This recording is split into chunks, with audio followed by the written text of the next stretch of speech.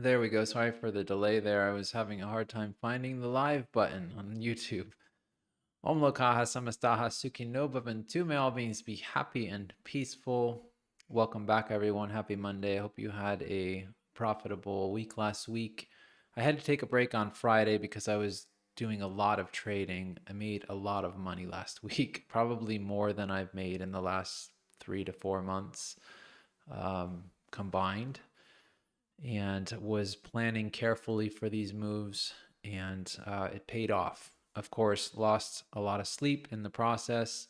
Sleeping's been a little erratic because a lot of the moves happen here really early in the morning, but actually caught a large majority of this move down so far. Not to brag or anything like that, just maybe it gives you some hope, inspiration, because it is possible to do really well as a trader. It just takes a certain level of commitment. And there are times where I am not nearly as heavily involved as I have been, where I just will step back because the price action isn't suited to my strategies. But this has been one of those moves that I like to catch the big moves at the extremes. And it seems like we've caught a big chunk of the move down.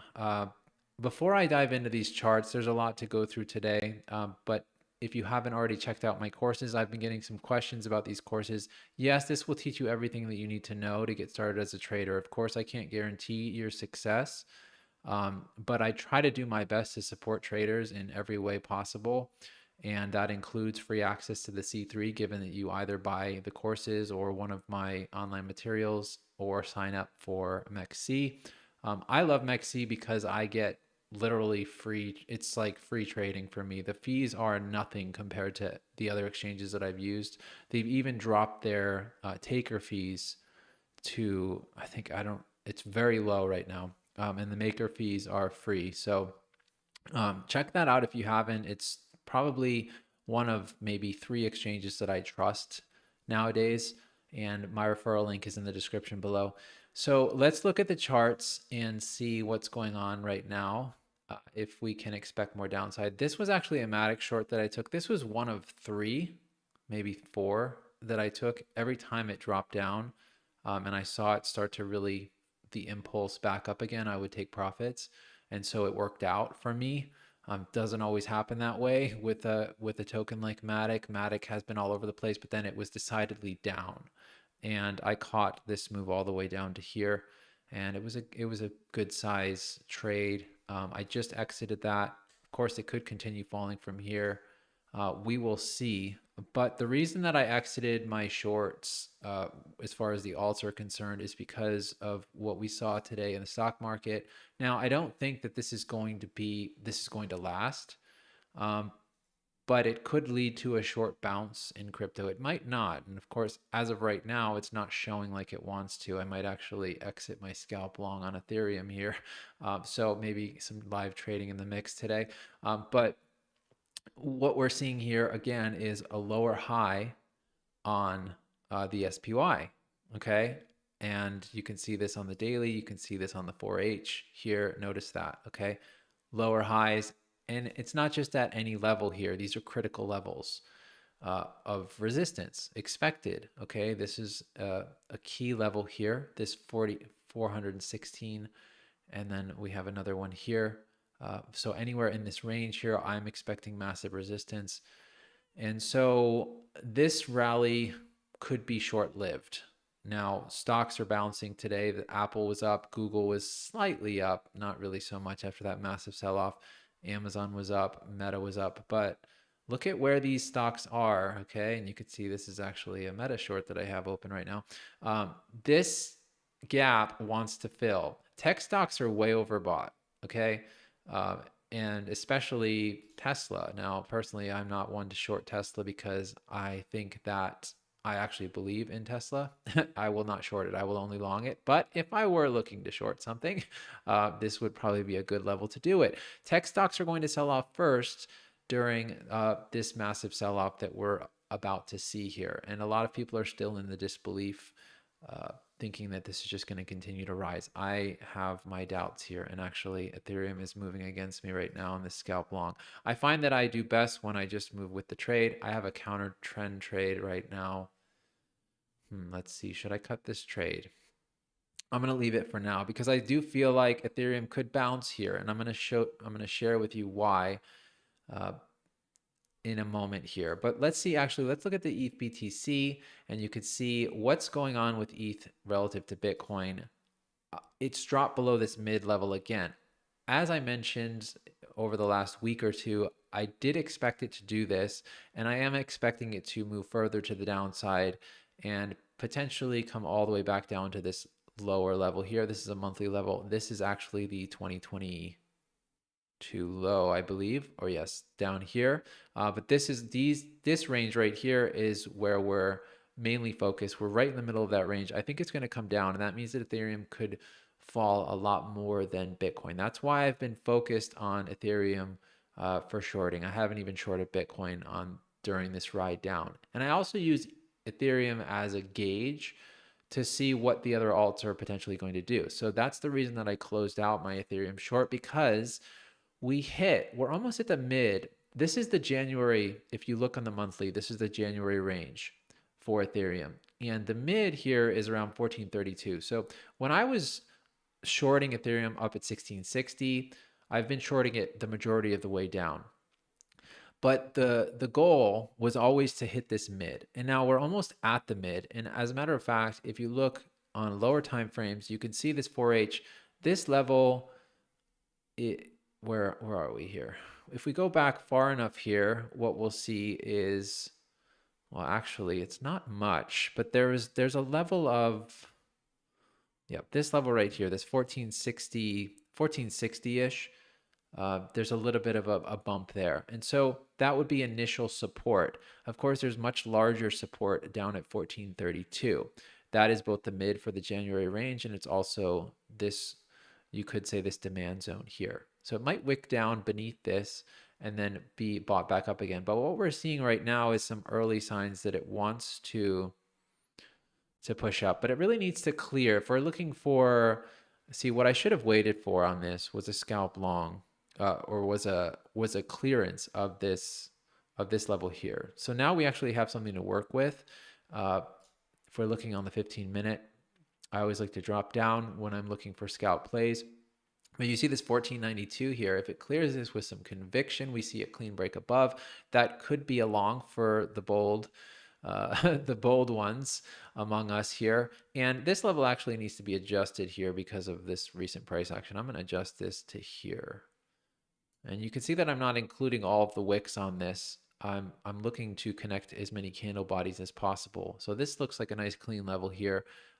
So initial target, I wouldn't be really even bothering with this unless I was taking an aggressive long, which I did on a small position, but I wouldn't bother with this until it got back above this 1500 level and then started to push back up from there. So strength here, giving some support, maybe a temporary bounce, gets above 1500. That would be entry trigger for a scalp long. And then we're looking to target maybe 1530-ish, 1525 to 1530. That would be initial, and then ultimately maybe 1550, and then we'd have to reevaluate from there. I'm not so convinced that it's going to push up that high, and that's why, as I always mention, when you are counter trend trading, you have to be really on it because it can move very quickly against you. As we have seen, the majority of the price action is to the downside, and what that means is that you're going against the flow, literally, when you try to long in this sort of a scenario. So most of the money that I've made has been on shorts over the last week. Actually, most of the money that I've lost has been on long. So maybe I shouldn't be in a long right now. But that's Ethereum. Ethereum could continue to break down from here. I just have my doubts because of what we saw today. Also with the Dixie, the Dixie has come down today another 0.3% so far. Looks a little bit toppy in the short term. Maybe it comes back down to this level, retests it again, 102.65, and then starts to push even further north from there. Let me be clear that ultimately I am, in the midterm at least, I do think that there is going to be more downside, and it could be significantly more downside, and it could literally rip people's faces off as far as how far down it could go. It could go Bitcoin, we could be seeing down back to 20K and below, back to 18,600 even, okay? But we need to evaluate this level to level, and I think that being really level-headed right now and not getting too bearish, not getting too much weighted to the downside is really critical, because we could have a rally that really another short squeeze here at any moment, and especially after all of this selling. So you never really know, and you have to be prepared, and that's why it's helpful to look at these charts in tandem, to look at them against one another, especially with the alts, because the alts, they're going to sell off more than Bitcoin, Ethereum. Of course, that's where the real money's at for the pro traders, okay? But also at the same time, they're more erratic and they're not as predictable. And so like Aptos, for instance, massive sell-off. This was expected here, but now it's trying to rip back up to the upside, okay? And so it's just the same strategy as it is with swing plays. You're looking for it to get back up to the extremes. And so in this case, this is sort of in the middle of this little range here. And so it's not really worthwhile to short this unless Ethereum really starts to make another leg down. In that case, that is a trigger, and that sort of enables a trader to sort of ignore the TA for that altcoin. For the most part, I don't want to say completely ignore it, but just in that moment, because Ethereum is sort of the canary in the coal mine, if that makes sense. So the ones that I've really been shorting or trading a lot, I should say, is Aptos, DYDX, Phantom, Optimism, and Matic. And Matic has been kind of unnerving because of the price action, which is to be expected. But the reason that Matic is so juicy to me is because I wasn't interested in it all over here. After it did this, I mentioned that I completely lost interest because it really threw off the chart. But now we actually have more structure again. It came back above. We have the swing fail pattern back above this level here, and this was where I was just shorting it like crazy. Each time each time it dropped, I would take profits. And this time actually it seems like it really wants to head all the way back down. I was targeting initially this 104 level, but I think at minimum it could come down to $1. And then if it gets back inside this range here, then it's lights out for Matic, probably going to do what it did previously, probably see a repeat move here.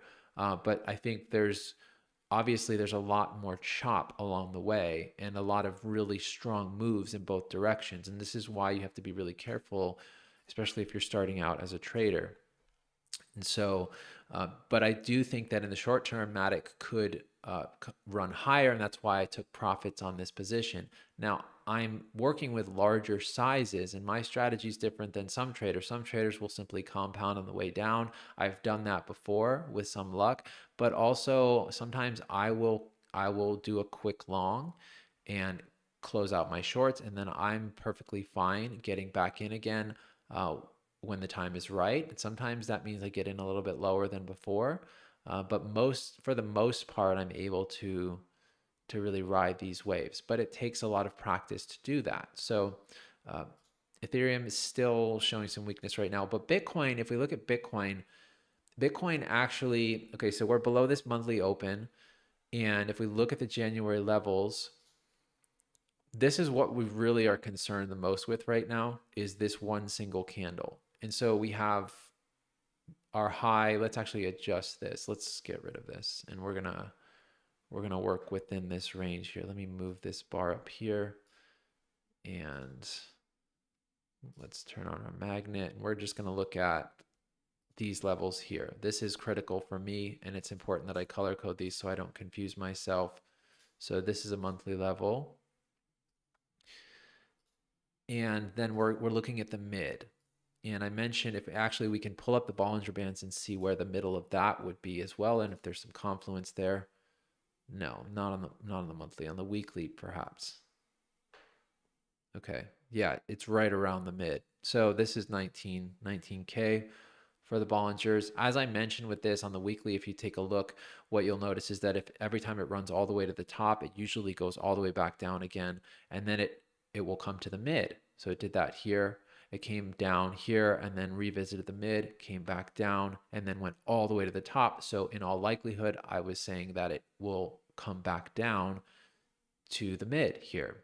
And so that would be around 19,200 according to the Bollinger Bands. But then also we have some confluence because on the monthly, that if we measure that, this is the only reason that I use this Fibonacci tool here, is just to measure the mid levels for these ranges and maybe the 0.75, 0.25, but that's right around, well, that's 20,200. Okay.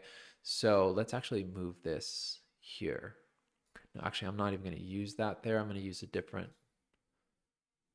line just so I can identify that as the mid there. Okay, so that's a little bit above that Bollinger Band, the mid for the Bollinger Bands, okay?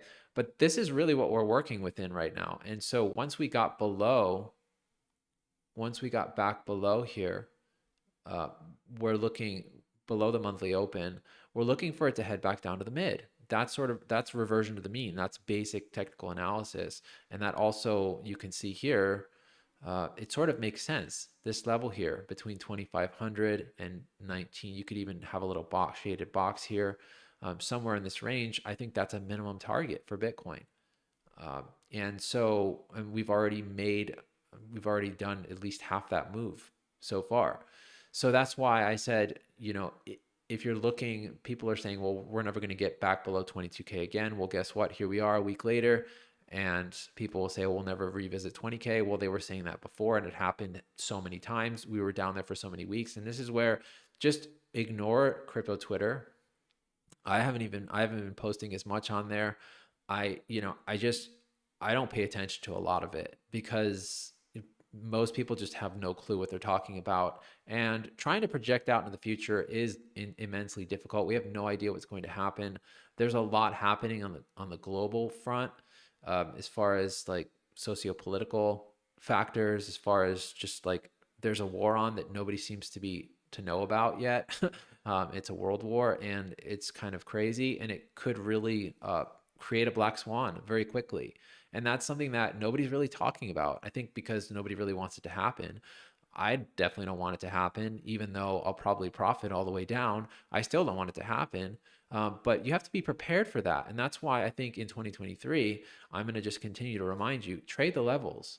Just trade the levels. And if it breaks through a level and you took profits, that's fine. You made some money. Maybe hold on to some of that trade as it continues. But you never know what's going to happen. And so just be prepared for any scenario and look on the different time frames and see what's going on, because right now what we're seeing is we had that strong rally, and we saw the redistribution up here. This was a redistribution pattern, and I pointed it out with Ethereum, and it's very clear. And now we have the breakdown from there.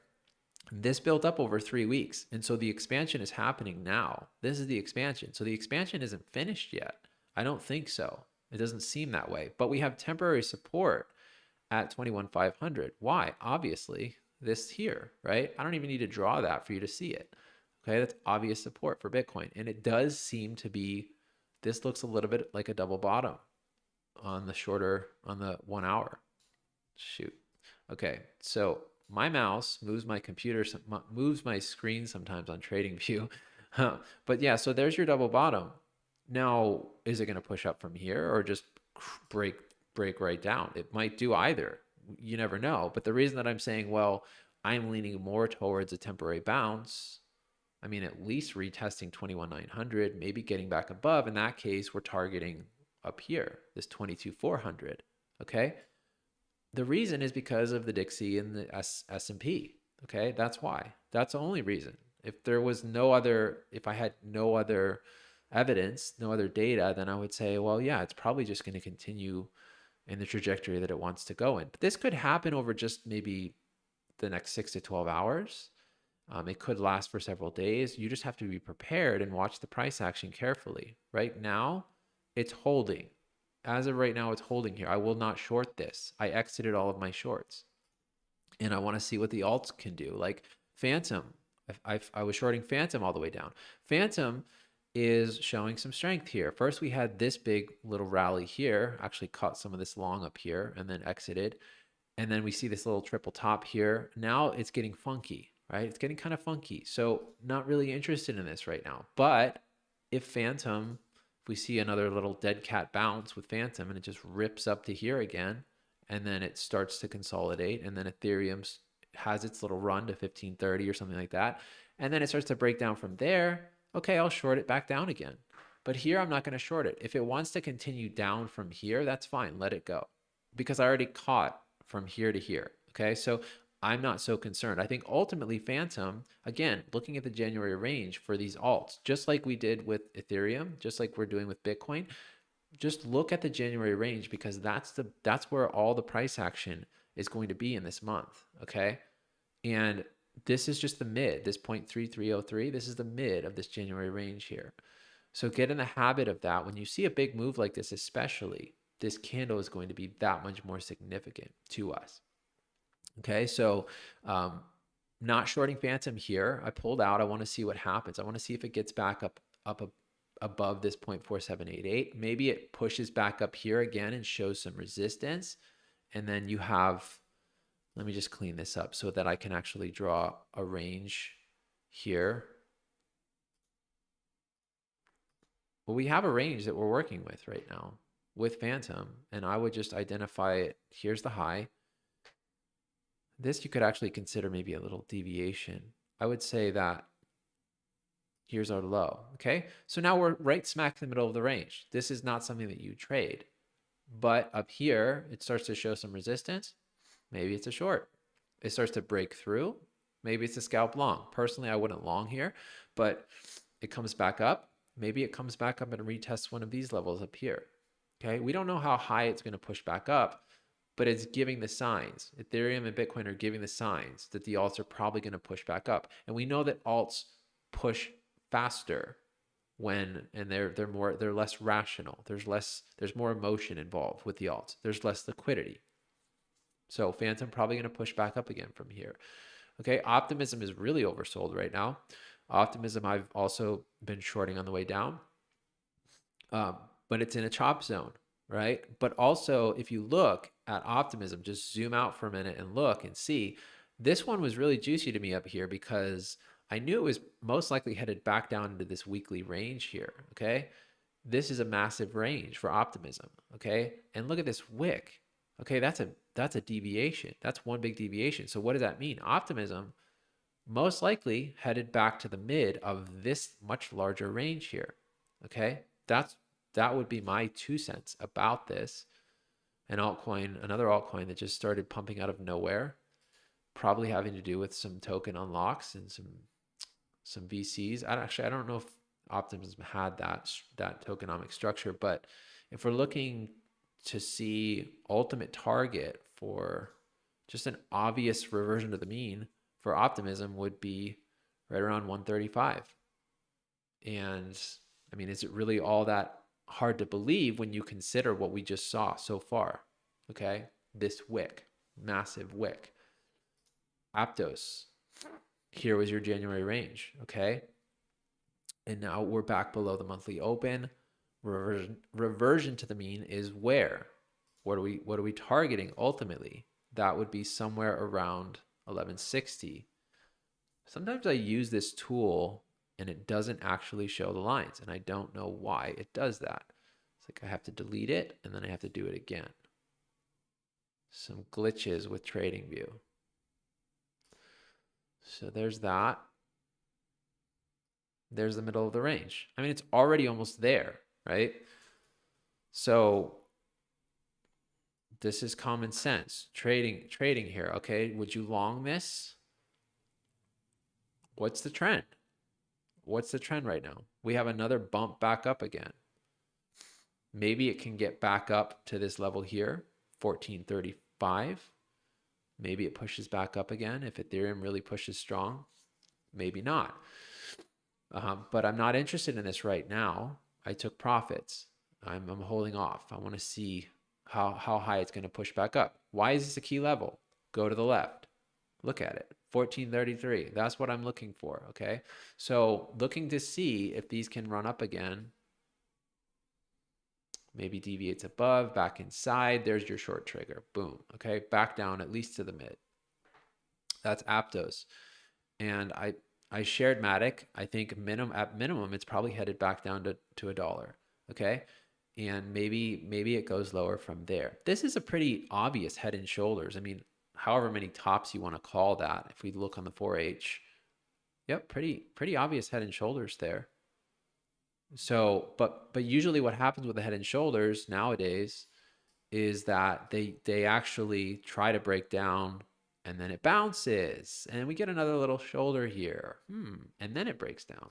Okay. So if Matic does that, comes above $1.20, $1.22, now I'm interested in shorting it again. Okay. So this is big wave surfing because Matic can move quick, but that's sort of the bigger picture with this. Okay. Does this look like it wants to go up or down? I always ask my children, what do you think about this? Does it look like it wants to go up or down? And usually what they say is right. It's like looking at a drawing and thinking, okay, well, it's been going down, so it's probably going to continue to go down, but it might go up a little bit first. And that's sort of the mindset here. So I realize I haven't even looked at the chat. Let me go through and read through some of this for a minute here. CPI is tomorrow morning. Yeah, what time is that? It's going to be lower than, it's going to be lower because they're fudging the numbers. They're changing how they compare them. So they're not changing anything about inflation, but they're just changing the numbers themselves.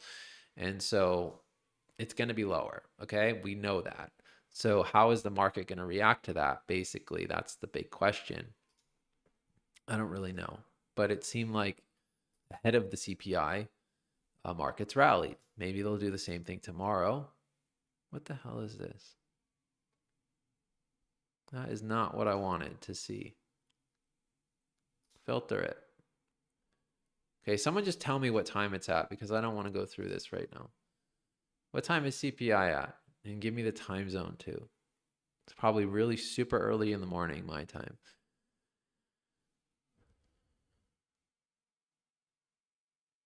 Good morning, Whimsy. Good morning, Tabor. You made a bad trade, okay? Well, are you using proper risk management? Are you using my trading size spreadsheet? If you lose half your portfolio in a trade, then that's a sign of poor risk management, okay? And I'm not trying to get down on you because I know how it feels. Trust me, I know how it feels. But next time, what do? For me, I know when I take a trade, even these massive trades that I took massive trades to me, but I was only risking maybe 5% of my portfolio at one time. And that is when I have super high conviction. That's total, 5% total, okay? Not one trade. That was my total risk on the alts on Ethereum, okay? I took about 3%, 2 to 3% risk on Ethereum. I took about 2% on the alts. So I know that if I'm completely wrong, I still only lose 5%, okay? Most of the time I'm only risking 1 to 3% tops, usually 1 to 2%. So in a trade, for me, I know I'm going to take maybe 0.5 to 1% on an average trade. On a scalp, it might be less. Okay.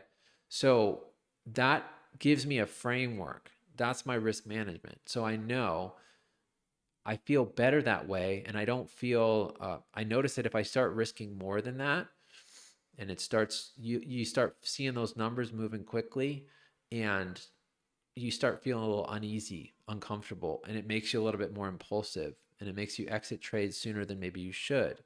And so you've got to find that sweet spot for yourself. Some people feel perfectly okay risking 10% at a time, but I think the large majority of those individuals, even the best traders out there, are going to end up blowing up accounts doing that because it's just you're risking too much on one play. We want to stay in the game as long as possible and to thrive and to profit. And so for me personally, as a rule, I don't risk more than 5% at a time on all of my trades. And that's only when I have really high conviction. And so I waited a month and a half to have the conviction that I had and take the trades that I did. And I still only risk 5%. So to each his own, but just risk management is the reason if you're losing a lot on trades. And that's why I say it's a $50 spreadsheet. Maybe you already have it. I was at one point, I was giving access to those in the course. Now it's just an add-on, but it saves you thousands, hundreds of thousands, maybe millions of dollars as a trader, especially when you start working with larger sums of money. Okay, if you're working with $200, that's great. You can blow up your account a few times, no big deal. But if you're working with $200,000, then you want to use the spreadsheet or come up with your own and figure out like, how much am I risking on this trade, and given my stop loss, and then I can figure out how much leverage I want to use. And I have it down to a science to where I'm only using 25 to 30% of the funds that I'm using to trade in the account. I might use 10 to 20x leverage, but I know that even with 10 to 20x leverage, I'm still only risking maybe 1.51% on average per trade, because I know where to put my stops, because it's all calculated out for me on the trade size spreadsheet. Okay. I came up with that for myself. I use that for myself. I'm not really attached whether you buy it or not, but I put it out there because I believe that it will add value and it will help you. It will serve you as a trader. If you're serious about trading, that's one of the things. Risk management is such a big deal. It's the biggest deal. It's the most important thing. You need to know how to play defense better than you play offense.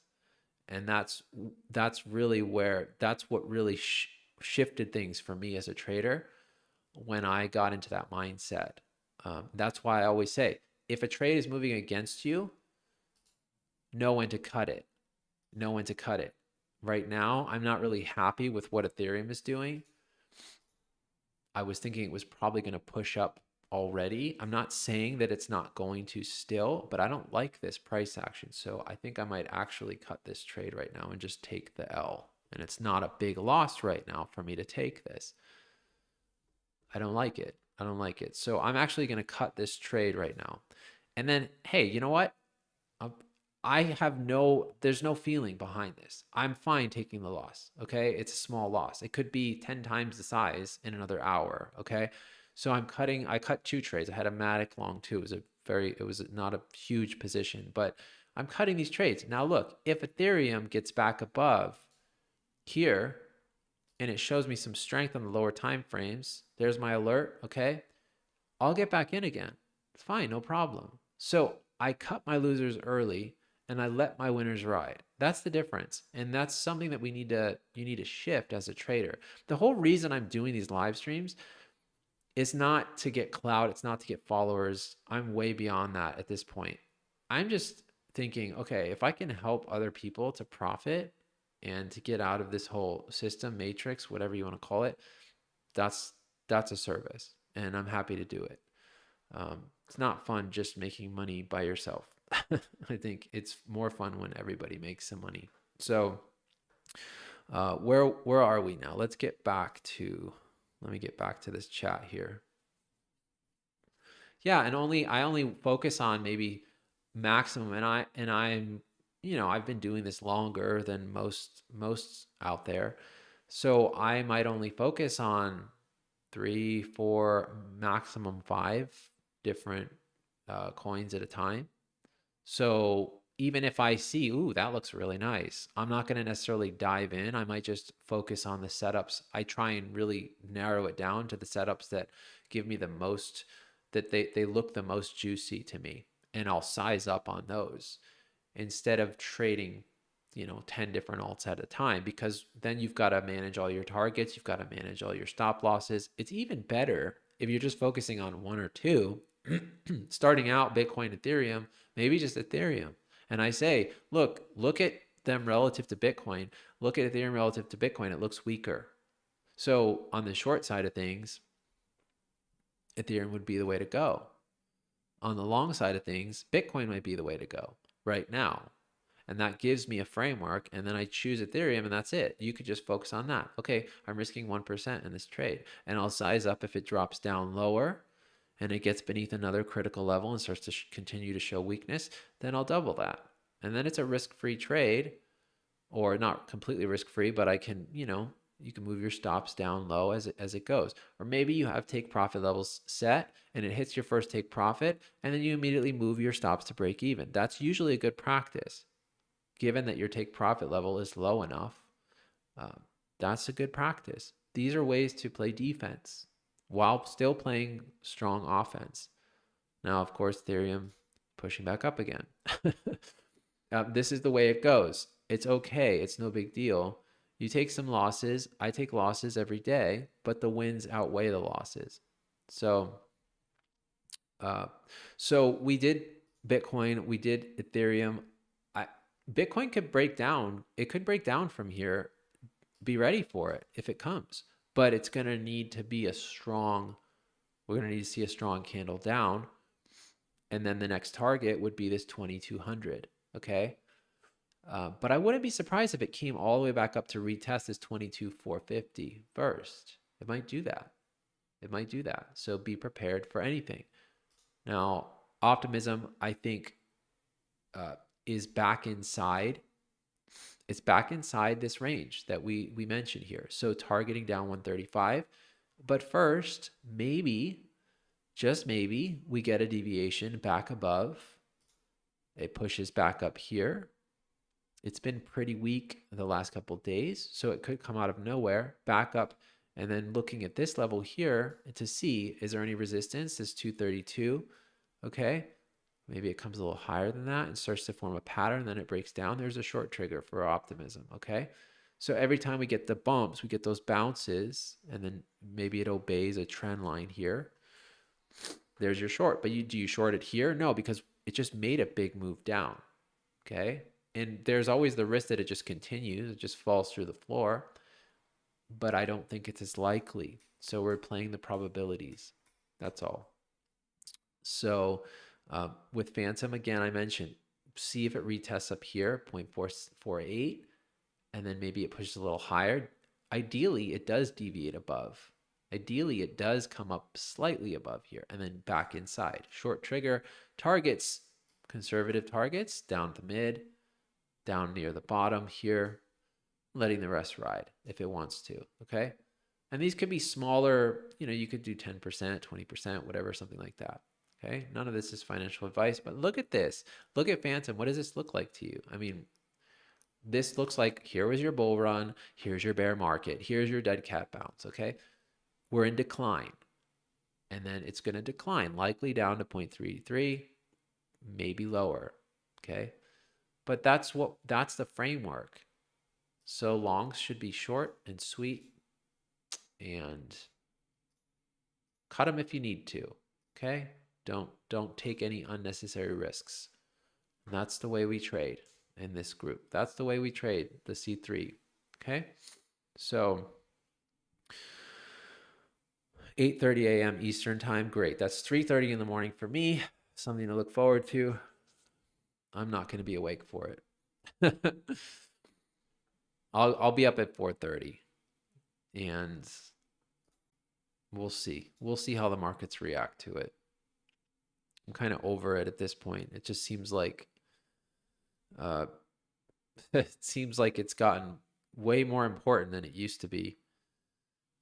But that's just the way it is in recessionary times. So these are the alts that I'm interested in. DYDX, I was shorting down. It was Tombstone. I don't know your name, but thank you for pointing this out to me, because this is actually the perfect setup for a short. It was on the weekly. You see this range here. Look at this beautiful range for DYDX. And look at what it did. One massive deviation back inside. That's on the weekly. But now if we drop down to the daily, what do you notice here on the daily? What was the trigger for me on the daily? Okay. You got the breakdown back inside. But usually what happens? You see the clean break down below, but then the retest. And what do you know? Look at the wick on the retest. Boom. Okay. Underside retest failed. Short trigger. Okay, could have waited for the daily close. I'm not sure. I can't remember where I got in here. It was up here.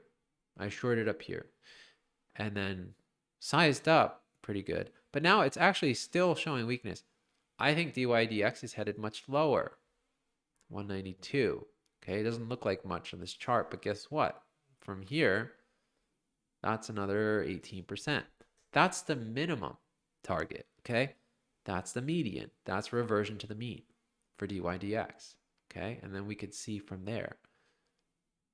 But so it wasn't really out of the ordinary. It wasn't really out of the blue. It's just we got the deviation, breakdown, underside retest. Hardly anybody was really noticing this. I wouldn't have noticed it if Tombstone hadn't pointed it out to me. So that's why it's nice when we share these setups with one another. I don't know why when I stream, my nose always gets really itchy, and it's always this side. It's always this nostril right here. So maybe it's something with my mic. So we'll see what happens tomorrow morning. Tomorrow morning is going to maybe start off with a fierce run up, and maybe it starts to come back down again.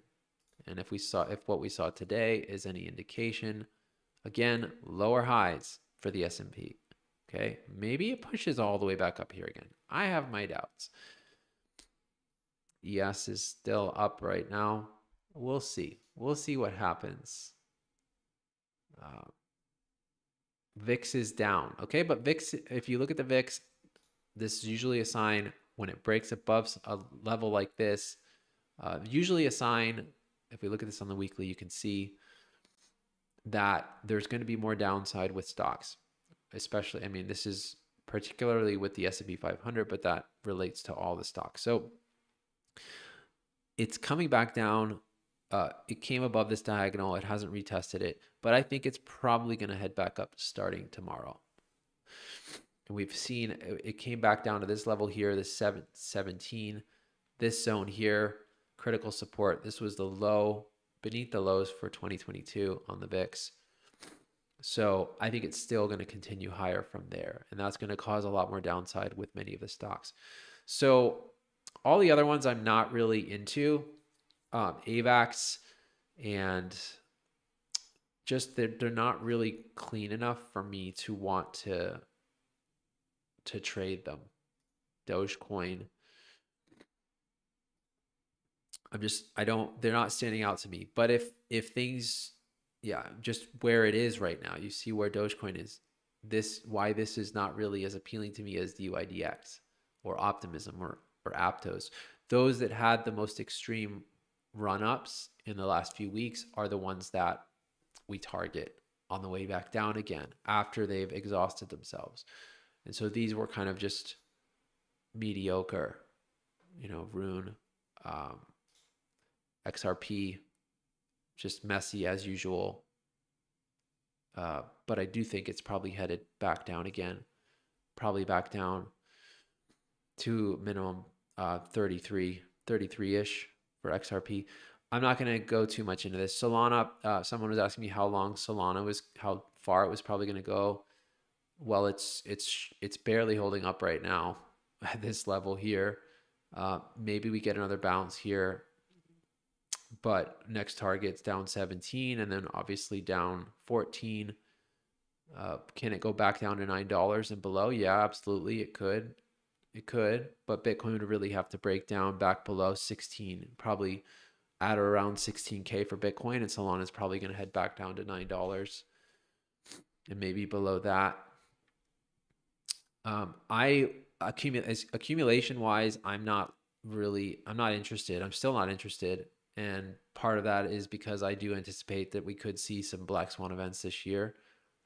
And it seems like a higher probability. And so if that's the case, then what would be the point of accumulating? Maybe if we have a black swan event and we really get a sell-off like we did in 2020, then that would be an opportunity to accumulate. And it could happen over a few days or a week or so. But that would be the circumstances where I'd be looking to accumulate. So I don't have any spot positions other than what's locked up right now, which will probably be unlocked soon and sold off. So that's all I have for you guys today. I really genuinely hope that you found it useful, helpful. I don't usually know what I'm going to talk about aside from just the major charts.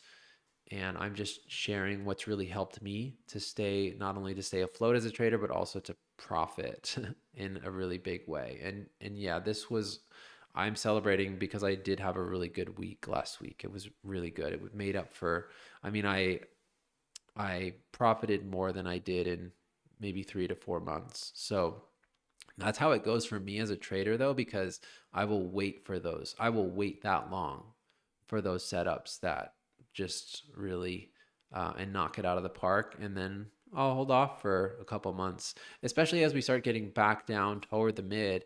And if it just starts chopping around down 20,000 again, like we did for so many weeks, um, was this worth it? Not really. No. And you were lucky if you caught this move down here. But we had that clear blue sky, the big strong move.